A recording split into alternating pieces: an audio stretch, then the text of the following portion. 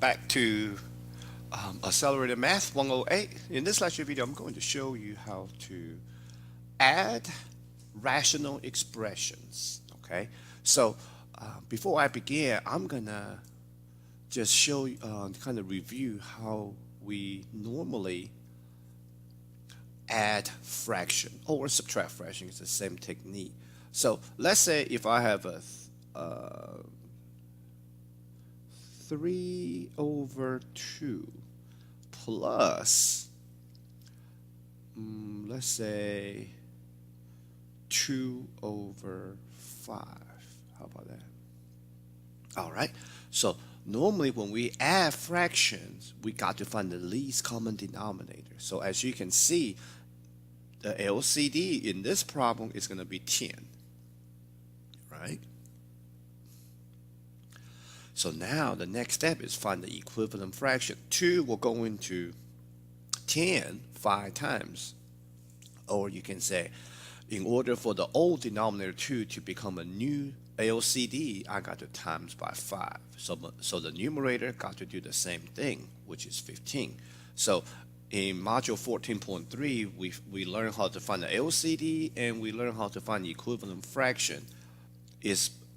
Is basically preparing us to learn how to add and subtract rational expressions. So 3 times 5 is 15. All right, for the denominator 5 become the new LCD 10, we got to times by 2, or 5 will go into 10 2 times. So the numerator times by 2. 2 times 2 is 4. So now I will add up my numerators, which is 19 over 10. Okay, now that's normally how we add fraction by hand. So let's try it this way.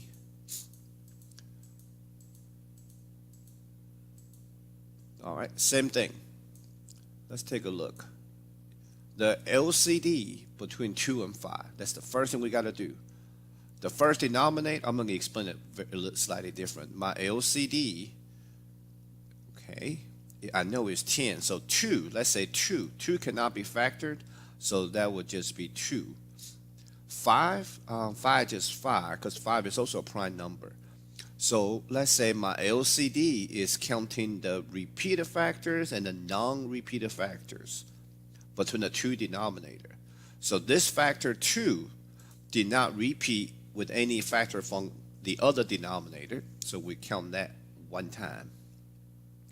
Times the other factor from second denominator did not repeat again, okay, with any other factors up here, so we count that one time. All right, so instead of writing 10 as my LCD, I'm gonna just write as 2 times 5. Okay, so instead of writing two different fractions, I'm gonna write it as one of them, 2 times 5, because once I find LCD and also find the equivalent fraction, only thing I'm doing is the numerator. So I'm just gonna write it as a single,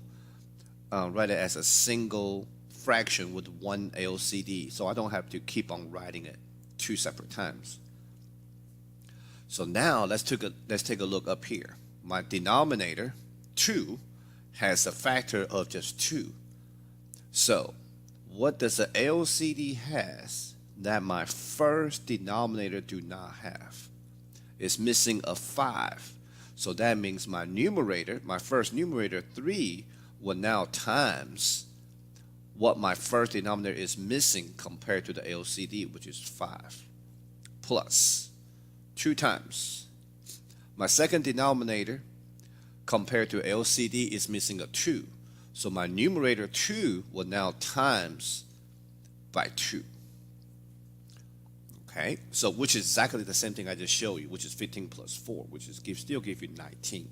But this is the way how we're going to write it out with the polynomials. All right, find the LCD first. That's always the first step. Rewrite each fraction in an equivalent form with the LCD as a denominator. Okay, and that's the part we will work on here in a minute. Then we're going to add the numerator. So the third step is simply simplifying the numerator. and at the end, we will try to reduce if we can. All right, so let me show you how to do this real quick. So find the LCD. Let me do this on the side. X plus 1 is my first denominator. Can't factor nothing out other than 1, so I will put them in the parentheses to indicate I have factored out a 1. X squared minus x minus 2. Let's factor this. X and x, 1 and 2. The last sign is negative, so this is 1 positive, 1 negative. To end up with a negative 1 in the middle, I got to have a negative 2 and a positive 1. So my LCD, counting the repeated factor and the non-repeated factors. So the x plus 1 repeated, we count that 1 time. X minus 2 did not repeat, we also count that 1 time. So this is my LCD. X plus 1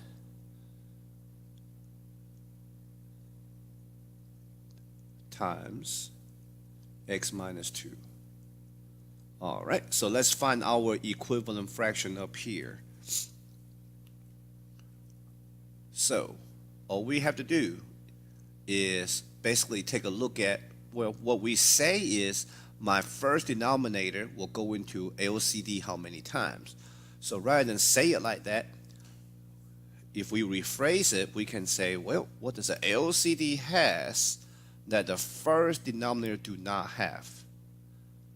The first denominator is missing the x minus 2 because the x plus 1 actually all got canceled out. The first denominator go into LCD how many times? It's x minus 2 times. So what happened to the plus 1? It got canceled out. So rather than write this down every time, we just kind of rephrase it by saying, what does the LCD has that the first denominator do not have? X minus 2. So if I'm missing x minus 2, then my first numerator 4 will need to increase x minus 2 times to become the new LCD. Plus, all right, these two terms representing one numerator, so we put them in the parentheses. Times, well, my second denominator compared to the LCD, what does my LCD has that my second denominator do not have? Nothing. Nothing means 1. Why? Because my second denominator will actually go into my LCD exactly 1 time because everything got canceled out, so it must be 1. So we take my numerator times that 1. So now the next step is simplifying my numerator. So quickly, normally I can do this on the side right here. I'm going to do this on the side again. So now my numerator is 4 times x minus 2 plus 1 times negative 7 plus 5. So I got 2 terms. I will need to do a distribution real quick. So that give me 4x minus 8 minus 7x plus 5. All right, combine like terms. 4x minus 7x is negative 3x. Negative 8 plus 5 is negative 5.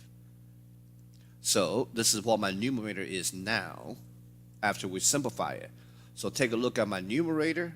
There's nothing to factor to the point where it will be same as the denominator where I can cancel something out, right? Because plus 1 minus 2 is different than the 3x and the 5. So there's nothing to cancel, then my answer would just be negative 3x minus 5 over my LCD, still plus 1 and x minus 2, and that's it. All right, let's try it again.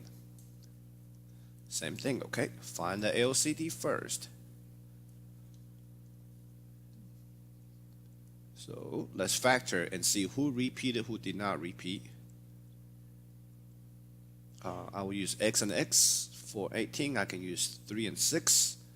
To end up with a positive 3 in the middle, I need to have a positive 6 on the outer, negative 3 in the inner. because my last sign is negative. So that's one positive, one negative. All right, x minus 3 is a second denominator, nothing to factor out other than 1, so I will put it in the parenthesis. To demonstrate, I factor out a 1.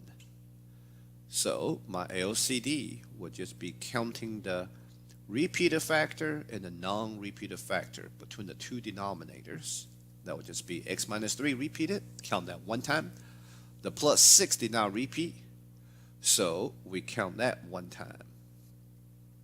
Alright, so that's my LCD. So let's write it down. My LCD now would just be x minus 3 times x plus 6. Alright, let's find our equivalent fraction. So my first denominator will go into LCD how many times? Or we can say, what does an LCD has that the first denominator do not have? Nothing. Nothing means 1, so that means they go into it evenly. So we take that 1 times my numerator, which is 2 terms for one numerator, put them in the parenthesis, plus 4 times. My second denominator will go into my LCD how many times? Well, my second denominator is missing x plus 6, so it must go into it x plus 6 times. So we take the x plus 6 times my numerator. Alright, so now I find its equivalent fraction. Now I'm just simplifying my numerator. 1 times 3x minus 8, if I do a distribution, that will still be 3x minus 8. Alright, positive 4 times x times positive 6 is positive 4x and positive 24. Combined like term, that's going to be 7x plus 16, I believe. 7x plus 16 cannot be factored to the point where some of the factor will be the same. Is it 16? 24 minus 8? Yeah. 7x plus 16 cannot be factored to the point where it can cancel with the denominator. So my answer would just be 7x plus 16 over x minus 3 times x plus 6. All right, that's all it is. All right, try another one. Same thing. Find the LCD by factoring first. So this is x minus 5 cannot be factored other than 1, so we put them in the parenthesis. X squared minus x plus 25, that's a perfect square binomial, which looks just like a trinomial. So that means I will normally use x and x, 5 and 5 for that 25. The last sign is positive, so the two signs got to be the same. Plus, plus, or minus, minus. Since the middle term is negative, I will use negative. So now my least common denominator, let's count the repeated factor. See the x minus 5 repeated? We count that one time. All right, this x minus 5 did not repeat, count that one time. So that's my LCD. All right, so let's see. So now my LCD is just x minus 5 times x minus 5. All right, so let's see. My first numerator 4 times my first denominator. What does the LCD has that my first denominator is missing? It's missing the other x minus 5. So we take that x minus 5 times my numerator plus. All right, my numerator, ax minus 7 in the parenthesis. All right, what does the LCD has that my second denominator do not have? It has everything, right? So that means my denominator going to LCD exactly one time. So we would just take that numerator times by 1, or take the 1 times my numerator. All right, so let's do this on the side again. 4 times x minus 5 plus 1 times ax minus 7. Now, if you wonder why I purposely wrote the 1, it's because when it comes to subtraction of fractions, this 1 will actually be viewed as a negative 1 that will do a distribution. So just kind of get a good habit of writing that 1 disregard the sign. So we know we got to do a distributor property. So that gave me 4x minus 20. 1 times ax is ax. 1 times negative 7 is negative 7. So when I combine like term, this is 12x minus 27. Now I know 12x minus 27, we can factor out a 3. So that will give me 4x minus 9. So if I put this 3 times 4x minus 9 up here on the numerator and look at the denominator, still nothing can be reduced. So I can just use, since nothing can be reduced, I can just simply still use the 12x minus 7 as my numerator. Okay, so I factored it just to see if something can be canceled out top and bottom. Since I cannot, I'm just going to still use the 12x minus 27. All right, so that would be it for addition of rational expression, where we find the LCD first by factoring each denominator, and then when we need to find out my denominator will go into LCD how many times, we simply just saying what's the LCD has that the first denominator is missing, and whatever is missing, we take that times our numerator to find its equivalent fractions.